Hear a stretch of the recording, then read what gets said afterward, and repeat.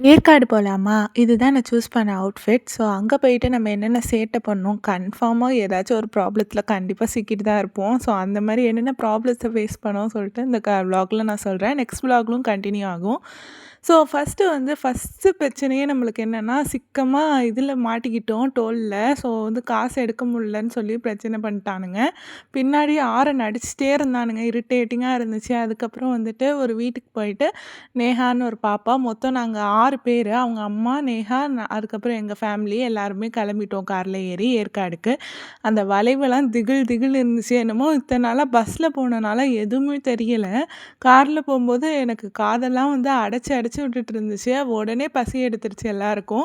போனோனே ஃபர்ஸ்ட்டு ஹோட்டல்லே போய் chicken, fried rice, cauliflower pakoda எல்லாம் வாங்குனோம். அது நல்லா இருந்துச்சான்னு கேட்டிங்கன்னா, எனக்கு சொல்ல தெரியல.